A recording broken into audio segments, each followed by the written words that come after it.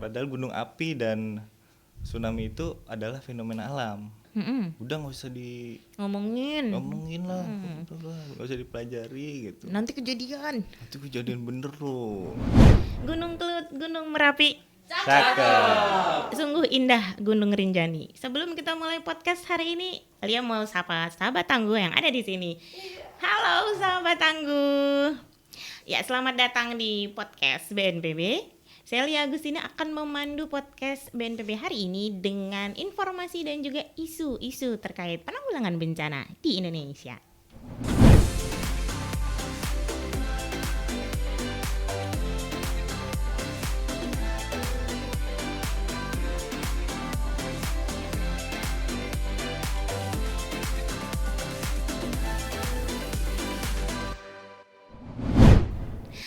Nah, sahabat tangguh, di sini untuk saat ini Lia sudah hadir nih bersama Lia di studio BNPB, yakni narasumber yang cihuy banget.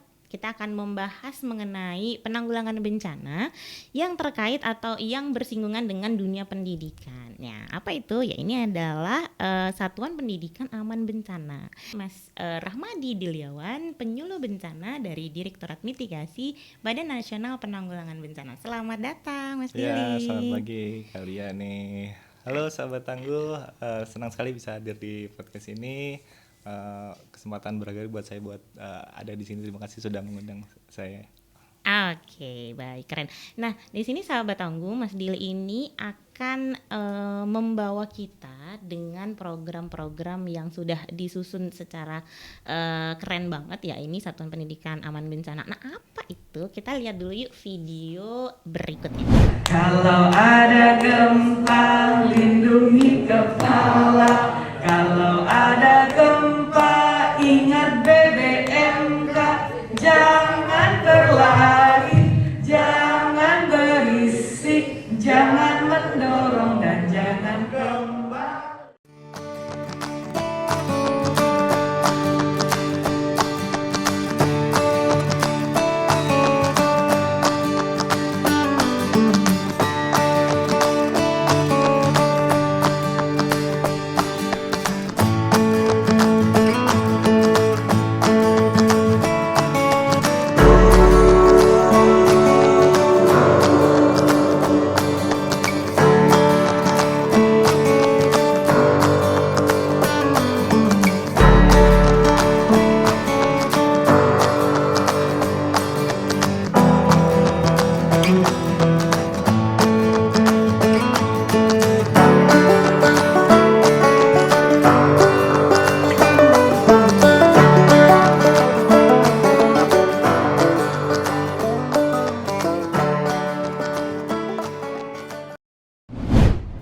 Wah, keren banget tadi videonya ya sahabat tangguh. Kita tadi udah ngelihat bagaimana beberapa kegiatan aktivitas teman-teman dari SPAB di beberapa lokasi. Nah, mungkin bisa disampaikan nih ke sahabat tangguh, kenapa sih SPAB atau Satuan Pendidikan Aman Bencana ini penting dan urgensinya apa untuk Indonesia?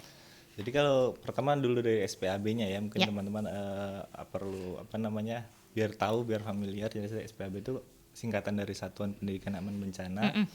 Kalau sebelumnya itu ada Sekolah Madrasah Aman Bencana, tapi sekarang istilahnya sudah menjadi Satuan Pendidikan Aman Bencana. Nah, seperti teman-teman tahu atau kalian juga tahu bahwa kegiatan di sekolah itu kalau anak-anak itu bisa menghabiskan waktu banyak di sekolah, dan misalnya keseharian mereka itu bahkan sebagian besar mereka habiskan Di di sekolah. sekolah gitu. Mereka dari pagi bermain atau bahkan pulang sekolah mereka udah pergi ke ekskul dan sebagainya. Nah, anak-anak ini kan kita tahu juga termasuk kelompok rentan ya. Kaum rentan, Kaum betul. rentan, selain dari yang penyandang disabilitas, Betul. ibu hamil dan orang lanjut usia.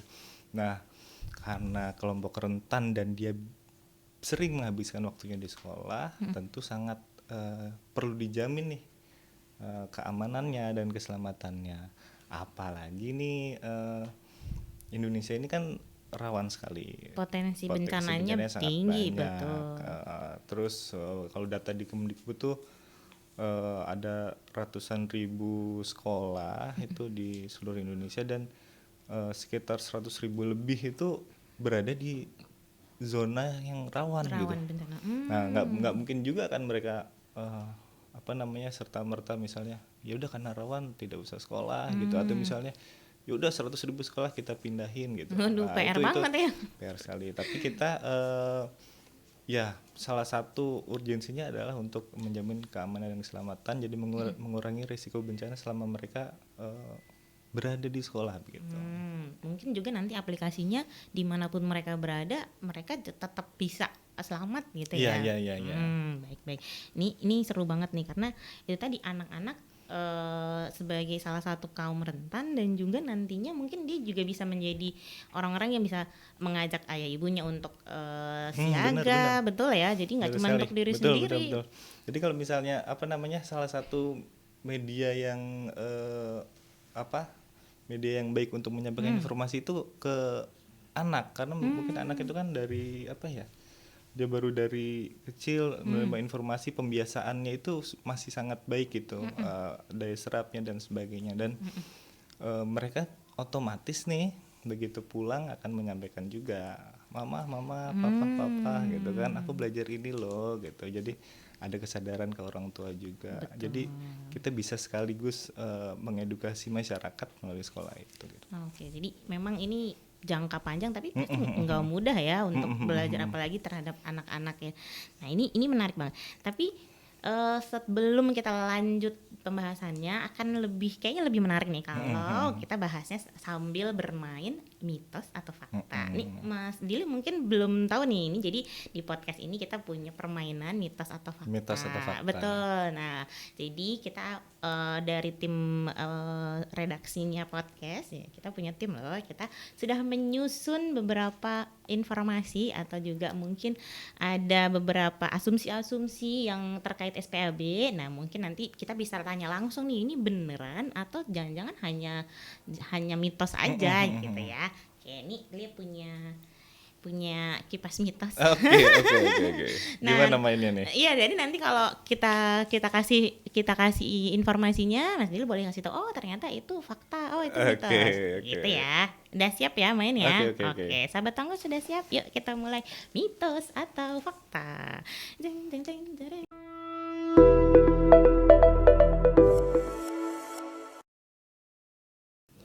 Oke, mitos atau fakta yang pertama. Oke, ini bencana berbeda dengan fenomena alam.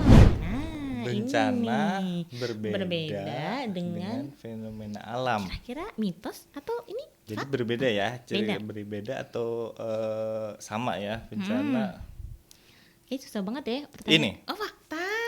Fakta, Oke. fakta. Jadi gimana nih? Boleh Nah, dijelasin? Banyak orang tuh nganggap bahwa bencana itu fenomena alamnya gitu. Apa nih bencana gunung api gitu, atau bencana tsunami gitu.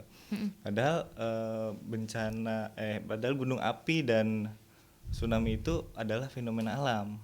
Oke. Jadi fenomena alam seperti misalnya kalau saya sering istilahin ke anak-anak biar anak-anak agak siswa-siswa itu agak lebih mudah paham. Jadi seperti daun jatuh gitu. Daun jatuh itu memang kalau emang sudah waktunya jatuh, dia jatuh kena angin dia akan jatuh. Oke. Terus begitu juga dengan gunung api, kalau memang dia udah waktunya nih meletus.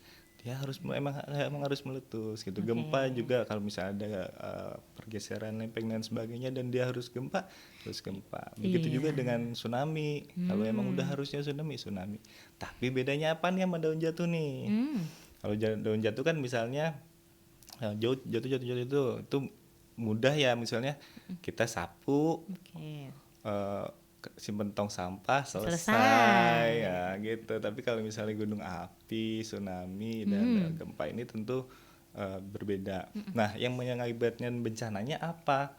Ketika dia sudah bisa mengganggu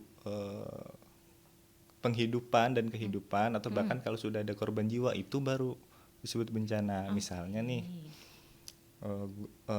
retak gunung meletus atau gempa itu di daerahnya yang terkena adalah pasar. Begitu pasar terkena, terus satu sekolah juga terkena, pola kehidupannya berubah. Nah, ini bisa kita sebut, atau bahkan sampai ada korban jiwa. Barulah kita sebut bencana. Jadi fakta. Ah, bahwa betul. bencana itu Beda dengan sama fenomena fenomena alam, alam. Jadi gitu. kalau misalnya ada hujan Mm-mm. yang biasa terjadi barangkali terus kemudian tidak ada korban jiwa, tidak ada banjir dan sebagainya, itu ya sudah fenomena Iya, alam fenomena biasa. Tapi kalau sudah mulai ada korban jiwa mengendangi mungkin perumahan atau sawah-sawah penduduk Sawah. sehingga menyebabkan ada korban jiwa, itu disebut bencana. Iya. Oke. Jadi ini adalah salah satu pelajaran penting ya teman-teman atau sahabat tangguh, bahwa ini memang berbeda fenomena alam dan juga bencana. Oh, cakep. Oke, lanjut kita ke mitos atau fakta yang kedua. Oke, menarik ini, nah menarik ini. belajar bencana sama dengan mengundang bencana. Ya ampun, masa sih? Mari kita tanya langsung nih. Kita kalau belajar bencana jangan-jangan ini bikin bencana gitu. Iya. Ini apa ya jawabannya? Apa Mitos ya? atau fakta ya? Jadi belajar bencana sama dengan mengundang bencana adalah mitos. Oke, mitos dong, masa kita Iya, iya, belajar iya. tapi malah bikin bencana. Tapi boleh mungkin bisa dijelasin kenapa sih, dan mungkin kita harus belajar bencana itu untuk apa gitu. Ya, tapi ini bener sekali karena sebagian besar orang di Indonesia itu ada namanya dia sering sugesti ya. Mm-mm. Udah nggak usah Ngomongin lah, udah lah, nggak usah dipelajari gitu. nanti kejadian. Nanti kejadian bener loh, gimana? Nanti jadi doa loh, Aduh, kan serem gitu banget kan. ya. Ya Jadi, cuma seneng ntar malah kejadian jadi beneran gitu. itu sering kita ini. Saya pernah ke daerah gitu, pas kita ini, udahlah aman nggak akan ada gitu. Jadi seperti udah jangan, gak usah dipelajari. Nah biasanya kalau begini tuh kita ke masyarakat atau ke siswa-siswa itu saya sering ambil kisah contohnya itu dari kisah Nabi Nuh ya. Oke. Kisah Nabi Nuh itu apa namanya, dia udah diberitahu akan ada potensi Bencana. itu banjir besar atau tsunami atau apa ya pada saat itu udah diberitahu nih bahkan ada potensi. Nah sama kayak kita juga diberitahu ada potensi. Nah kita Nabi Nuh itu waktu itu melakukan mitigasi loh ternyata. Dia bukan oh yaudah, padahal dia nabi kan, dia mungkin bisa doa aja Pasrah nggak jadi gitu ya. atau apa gitu. Tapi dia melakukan mitigasinya yang dia lakukan itu membuat kapal. Mitigasi yang dia lakukan mitigasi struktur. Kalau kita bahas dari kajian kekinian ya, mitigasi struktur yaitu kapal itu bisa menjadi tempat evakuasi, Tempat berlindung. Terus dia juga memberitahu, mengedukasi masyarakat bahwa di sini ada potensi loh gitu. Ada yang abai juga kan? Betul. Enggak lah, nggak Nggak mungkin. Nah tapi Nabi Musa juga melakukan edukasi secara kultural, non struktur, juga melakukan pembuatan tempat evakuasi dan itu luar biasa sekali. Nah itu biasanya masyarakat, siswa, oh iya juga ya gitu. Betul. Jadi mengubah paradigma itu. Jadi ternyata memang sebenarnya adalah mitos ya. Kita harus pelajari, bukan berarti itu mengundang bencana, tapi kita berusaha mengurangi risiko sebagai salah satu usaha kita gitu. Oke, jadi belajar dari Nabi Nuh ya, Iya. supaya kita bukan hanya pasrah kemudian menganggap nanti nggak bakal terjadi, tapi kita juga mengedukasi, memitigasi diri sendiri supaya selamat ya dari bencana. Jadi belajar bencana jangan tunggu jadi korbannya. Begitu ya. Menjadi kalau biasanya kita sebut menjadi bagian yang menyelamatkan. Kita jadi orang yang menyelamatkan kalau Betul, bisa. kalau Jangan- bisa dari menyelamatkan diri sendiri baru kemudian menyelamatkan orang lain. Oke, lanjut, ini seru banget bahasannya. Nah, ini kita langsung ke mitos atau fakta yang ketiga. Nah, SPAB hanya ditujukan kepada guru di sekolah. Nah, ini seru nih. Jadi cuman guru atau kira-kira siapa nih yang berperan di SPAB?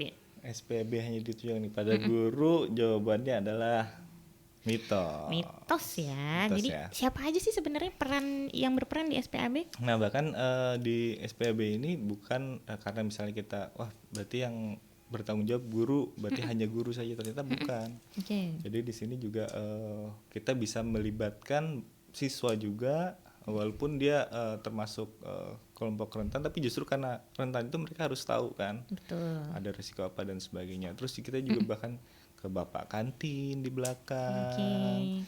terus ke Penjaga sekolah, penjaga sekolah yang siram-siram, itu juga perlu dilibatkan. Kenapa kok sih perlu dilibatkan? Ini kalau dari internet sekolah ya, karena terkadang kalau di sekolah itu guru belum tentu mengetahui keadaan sekolah yang di ujung-ujung yang biasanya hanya diketahui oleh orang-orang yang sering ke sana.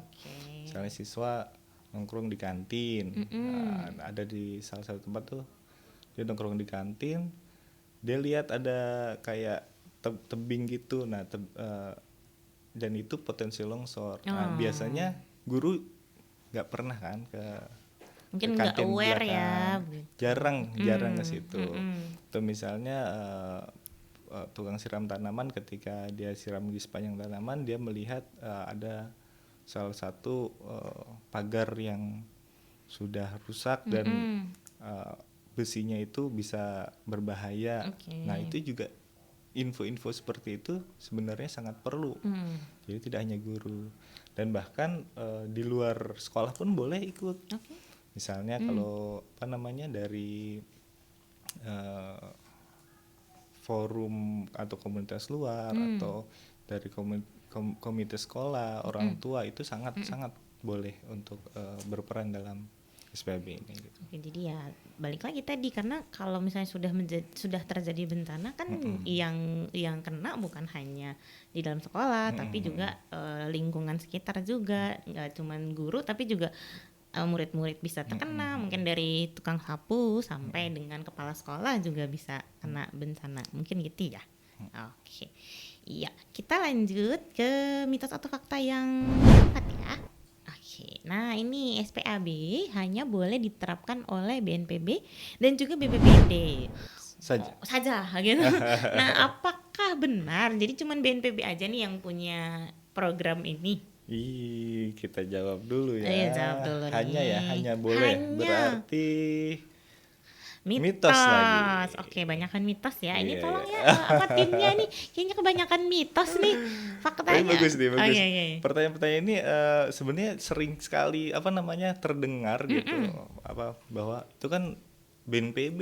Nah, itu kan Itu tugasnya kan BNPB. bencana, udah BNPB aja. Itu kan bencana, udah BPBD aja, itu sering sekali. Jadi sekalian nih, untung ada pertanyaan ini, jadi ternyata bukan BNPB dan BPBD saja yang boleh menerapkan ini. Kalau kita lihat dari pilar SPAB kan, pilar SPAB itu ada 3. Biasanya kita nyanyiin. Oh ya, boleh kalau mau nyanyi. Pilar 1 fasilitas aman, pilar 2 manajemen bencana, pilar 3 pendidikan PRB, 1, 2, 3 sekolahku aman. Jadi biar lebih ini ya, kayaknya memang harus dinyanyiin biar seru. Jadi dari pilar itu aja kita lihat, kalau dari pilar 1-nya itu fasilitas sekolah. Nah, fasilitas sekolah ini yang memegang peran penting tentunya Pemda, dan karena dia tanahnya tanah Pemda, dan melalui dinas pendidikannya atau melalui dinas pekerjaan umum. Jadi misalnya kalau ada perlu perbaikan, perlu fasilitas-fasilitas pengurangan risiko bencana yang perlu dilengkapi, misalnya kalau misalnya dia di daerah banjir, mereka perlukan perahu karet, mereka perlukan itu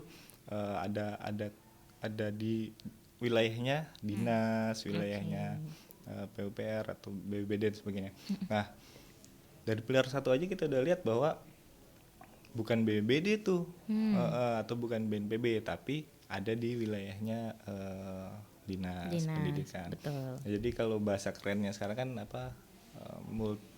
pentahelik gitu ya, pentahelik gitu ya. Betul. Nah, habis itu di pilar 2-nya ada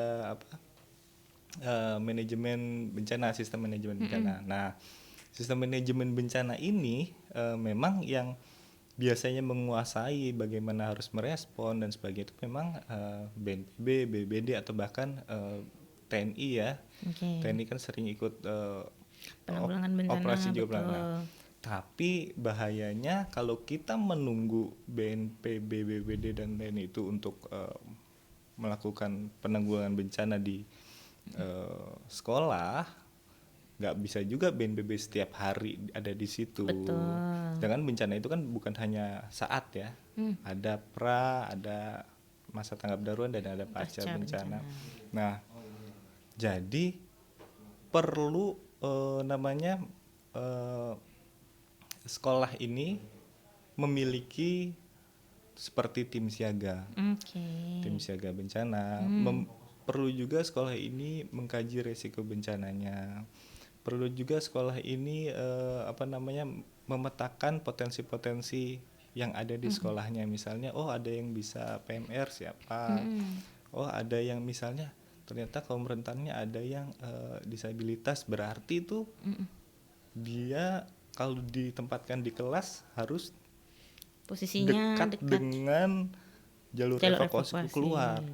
Jadi penentuan tempat duduk kelas siswa tempat duduk juga diperlukan. Nah itu nggak bisa BNPB dan BPBD kan. Misalnya BNPB, ayo kamu duduknya di sini kan, yang punya sekolah siapa gitu kan ya. Betul. Itu yang lebih berperan nanti ada kepala sekolah, siswa-siswa dan sebagainya di sistem manajemen bencana itu.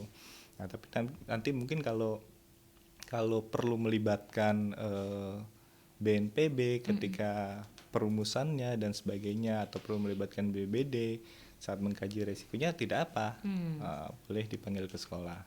Tapi bukan hanya BNPB saja atau BPBD saja, semua boleh. Misalkan sekolah boleh, ya. Terus yang berikutnya ada pilar 3, yaitu pendidikan pencegahan dan pengurangan risiko bencana. Jadi pendidikan pencegahan dan pengurangan risiko bencana ini kita mengedukasi tentang apa sih itu risiko, apa itu ancaman, apa itu kerentanan, dan apa itu kapasitas. Jadi begitu untuk mengedukasi ini kita juga bisa melibatkan kita bisa melibatkan forum-forum dari luar, forum-forum yang peduli bencana dan sebagainya, fasilitator dan sebagainya. Kita bisa ajak mereka untuk mengedukasi masyarakat. Nah, pentingnya lagi ini diterapkan itu untuk pilar 1, 2, 3, bahkan kepala sekolah ini memegang peran penting. Jadi BNPB sudah melakukan semaksimal mungkin pelatihan dan sebagainya, tapi karena itu wilayahnya sekolah yang memiliki hak untuk bahwa penentuan tim siaga, prosedur tetap, pembuatan dokumen, pembuatan peta jalur evakuasi, pemasangan rambu di sekolah, itu adalah kepala sekolah. Saat kepala sekolah menentukan, iya kita laksanakan, bisa gitu. Jadi sangat jelas mitos ya. Jadi bukan hanya BNPB dan BPBD. Baik, jadi memang ya balik lagi, bencana itu adalah urusannya bersama, nggak cuman urusan BNPB aja ya, atau BPBD, karena balik lagi bencana bisa datang kapan saja, ke siapa saja terjadi. Jadi ya yuk kita sama-sama untuk memitigasi gitu diri sendiri dan juga orang lain. Nah, kita lanjut ke mitos atau fakta yang terakhir. Nah, ini dia. Siswa boleh berpartisipasi dalam mempelajari risiko bencana. Jadi risiko bencana nih, soalnya kan siswa-siswi ini apa boleh sih ikut berpartisipasi? Iya. Jawabannya adalah fakta ternyata. Jadi siswa-siswi ini dari kecil nih diajarkan ini punya risiko bencana daerah ini. Di sini ada bencana. Oke, boleh. Bahkan bukan hanya mempelajari. Bahkan kalau mempelajari jelas ya, kita memberitahu tentang risikonya apa, ancamannya apa, dan bagaimana cara mengurangi dengan menaikkan kemampuan. Itu kita beritahu. Tapi bukan hanya mempelajari ternyata. Bahkan dia bisa ikut dalam perumusan kajian risiko bencana secara partisipatif. Terus jadi misalnya saat ada fasilitator sedang mengkaji di sebuah sekolah, terus ada guru-guru, siswa juga boleh Ikut nih ngasih tahu, mungkin ngasih ikut ngasih masukan, Pak, masukan. enggak di sini saya pernah ini dan sebagainya gitu. Terus misalnya juga ya, kalau misalnya saat mengkaji resiko kan kita sering mengkaji itu seberapa sering sih dan seberapa besar dampaknya kan gitu kan. Nah biasanya ada siswa-siswa yang memberitahu juga, Pak, kalau dulu ibu saya pernah cerita nih ada kejadian gempa di sini gini. Nah itu bisa menjadi masukan berharga saat mengkaji resiko itu. Oh iya, kebetulan ibu saya juga dulu siswa sini, kan bisa sering kan? Betul. Sering kan kita gitu. Iya. Ibunya siswa situ, udah ini punya anaknya masuk sekolah itu lagi. Nah, pengalaman dari orang tua siswa tentang kejadian bencana waktu sebelumnya itu sangat diperlukan saat kajian risiko. Oh, waktu itu terjadi gempa di sini, yang kena daerah ini dan sebagainya. Nah, berarti nanti saat melakukan pembuatan prosedur tetap dan sebagainya atau langkah-langkah, kita tidak boleh melewati jalur Dari itu tersebut. yang bahaya ini tadi. seperti ini ya maksudnya. Nah, Ada- ini ini luar biasa nih. kegiatan-kegiatan yang dilakukan siswa-siswi ya. Bahkan kita lihat di sana ada pembuatan rambu oleh siswa-siswi.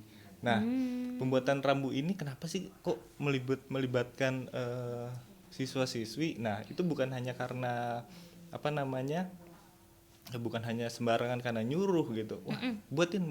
Biasanya kan ada yang gitu ya. Betul. Ternyata bukan, tapi saat mereka membuat juga ikut membantu menggunting, ikut bantu menempel, itu mereka sambil belajar juga. Jadi pembelajarannya secara langsung. Oh, di sini ya Pak tempatnya. Oh, di sini. Tuh, jadi mereka terlibat ketika implementasi, itu sangat menambah pengetahuan dan langsung dapat gitu. Dibanding kita di sini, jangan sini. Itu lebih ya dapat juga, tapi lebih dapat seperti ini. Dan kita lihat bahwa nggak harus rambu-rambu itu kita sesuai standar yang di jalan yang berbiaya mahal untuk di sekolah. Kalau ada bagus, tapi kalau misalnya ternyata belum, kita bisa melakukan seperti ini, di print, digunting, ditempel dan sebagainya. Nah itu sekali gambar kedua itu mereka melakukan simulasi melindungi kepala dan sebagainya. Ini kalau kebetulan ada tas, tapi di foto ini sebenarnya lagi mau menjelang evakuasi, karena kalau kita lihat di situ ada meja juga ya. Ada meja, sebenarnya kalau misalnya kita ada meja situ lebih aman lagi nih kita berlindungnya di bawah meja, karena lebih mengurangi resiko tertimpa. Nah kalau itu yang terakhir itu ada di kalau nggak salah ini baju Bali ya. Itu dia tentang, nah ini kepala sekolahnya di tempat itu dia bilang bahwa oh ini sangat penting, perlu peta yang sudah dirumuskan mana, dan kita buat papannya, kita buat dan kita tempel di dinding agar siswa tahu. Nah inilah peran penting pihak-pihak sekolah, karena dia pembuat keputusannya ya. Betul. Di sekolah tersebut. Nah begitu kepala sekolahnya mendukung pembuatan peta itu, berarti peta itu akan lebih mudah terpasang gitu ya.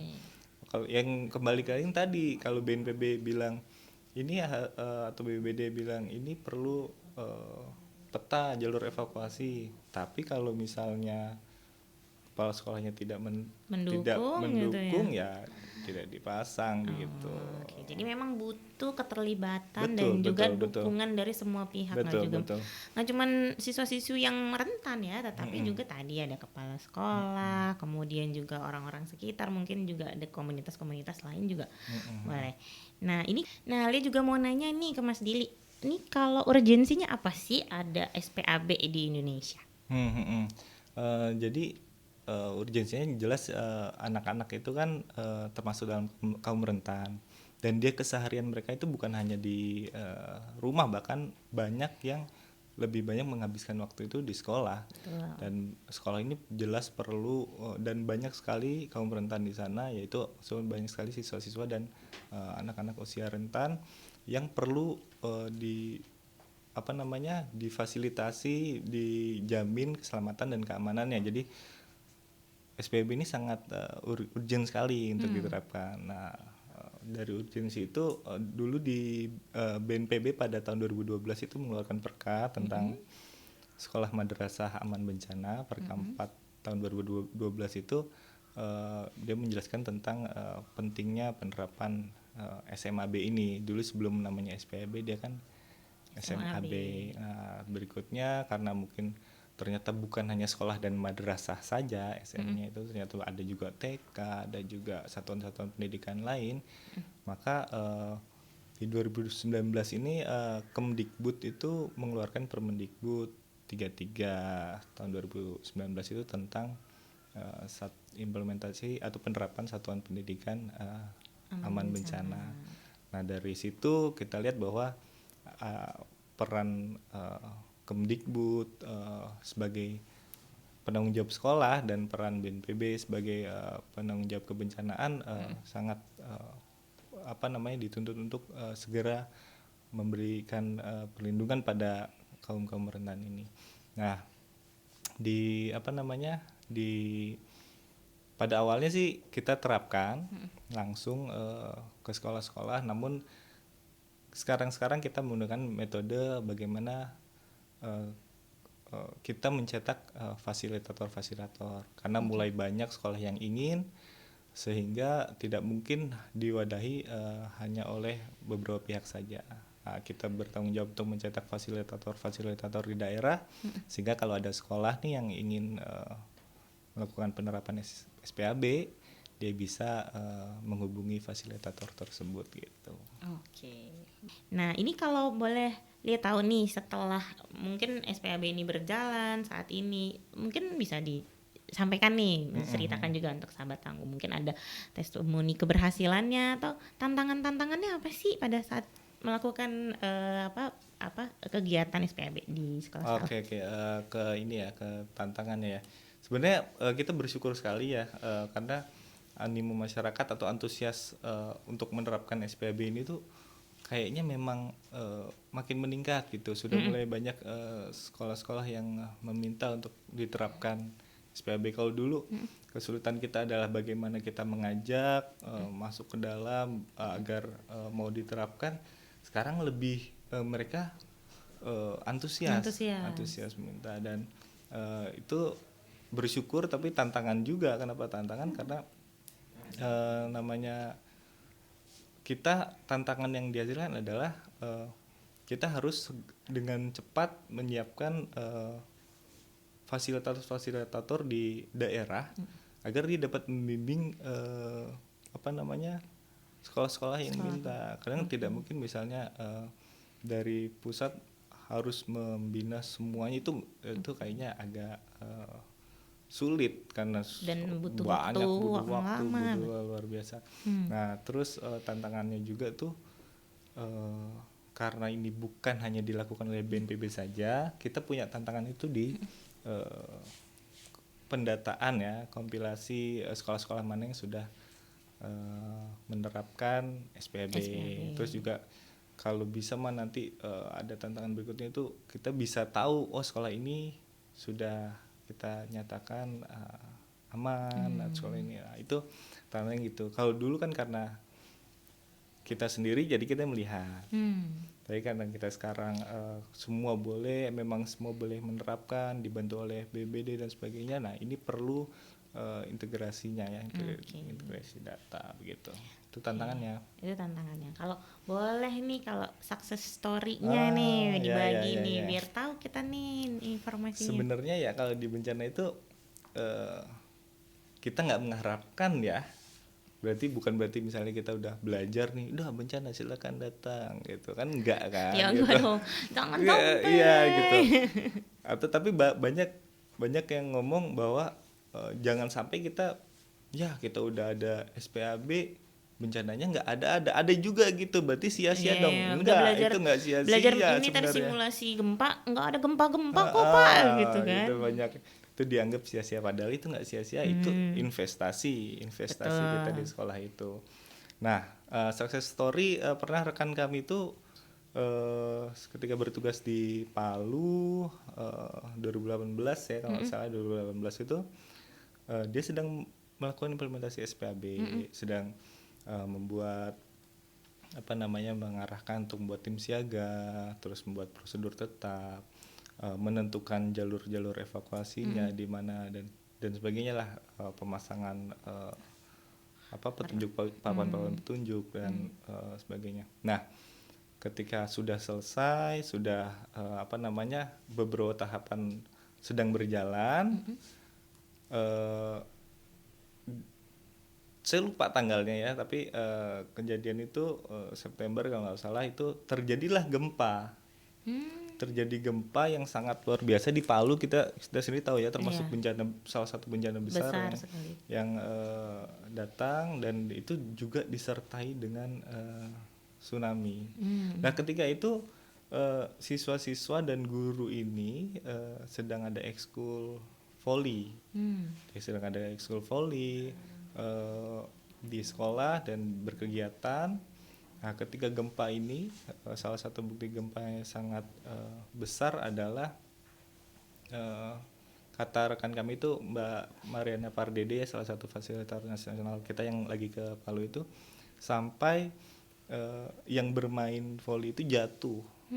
Berarti kan besar sekali, guncangannya itu sangat besar, sampai yang bermain volley jatuh, sampai ini. Nah, ketika jatuh, mereka melakukan tindakan kesiapsiagaan dengan berlindung, melindungi kepala begitu ya, sudah melindungi kepala. Habis itu ternyata di situ rawan tsunami. Nah, dan diingatkan bahwa akan ada susulan tsunami. Dan ada guru yang karena dia terbiasa di sana itu keluarnya lewat depan, padahal pintu depan itu ternyata sumber ancamannya dari situ. Itu menghadap ke perairan gitu. Nah, karena tim siaga ini sudah dibentuk dan sudah diajarkan tentang jalur evakuasi, siswa ini memanggil guru itu. Pak, itu kita jalur evakuasi sebelah sini, dia mengarahkan. Malah yang mengarahkan dan mengingatkan guru ya. Karena tim siaga itu ada, misalnya ada tim evakuasinya, ada tim pencariannya, ada tim peringatannya. Di tim evakuasi ini mengingatkan gurunya, sehingga kita tahu sendiri kalau guru ke sana biasanya murid ikut kan. Betul. Itu kan berbahaya sekali. Nah, begitu diingatkan oleh tim siaga ini yang bertugas adalah siswa, dan gurunya akhirnya sadar dan dia mengikuti jalur evakuasi yang lewat pintu samping. Dan pintu ini memang seperti ada ruang untuk keluar. Ini juga baru ditentukan. Bahwa inilah tempat keluarnya. Akhirnya mereka naik, dan itu pintu keluar mereka langsung ke bukit. Begitu ke bukit, dari bukit mereka melihat sekolah mereka udah kena tsunami. Dan luar biasa sekali, alhamdulillah yang berada di sekolah pada saat itu selamat semua gitu. Alhamdulillah. Jadi memang manfaatnya mungkin tidak akan terasa saat itu ya, tapi pada saat bencana inilah justru dirasakan manfaatnya. Ujiannya juga di situ ya. Kita ingat nggak nih waktu simulasi pada saat jalur evakuasi dan sebagainya. Mungkin pada saat kita simulasi biasa saja, tapi pada saat terjadi bencana kan pasti beda ya suasananya, paniknya segala macam. Tapi salut juga tuh buat teman-teman ya yang ada di Palu, apalagi adik-adik yang menerapkan dan juga belajar tentang bencana tadi, akhirnya bisa menyelamatkan banyak orang. Itu luar biasa. Bahkan siswa bisa ikut berperan lah. Betul. Ya, bukan hanya, walaupun kaum rentan, tapi bukan tidak mungkin bisa menyelamatkan. saat ditingkatkan kapasitasnya dia bisa. Setelah kapasitasnya dia sudah tahu, kemudian sudah tahu risiko bencananya, dia bisa menyelamatkan diri sendiri dan juga orang lain. Keren sekali. Betul. Baik. Nah, itu tadi ya sudah semua kita kupas fakta dan juga mitos tentang Satuan Pendidikan Aman Bencana. Oke, terima kasih banyak Mas Dili dan juga semangat, salut banget untuk semua tim dari SPAB dan juga semua fasilitator yang ada di daerah. Ini adalah langkah nyata untuk anak-anak Indonesia menjadi tangguh bencana. Jalan-jalan ke Taman Mini. Singgah sebentar beli kuaci. Cukup sekian podcast hari ini. Lain waktu kita ketemu lagi. Dadah.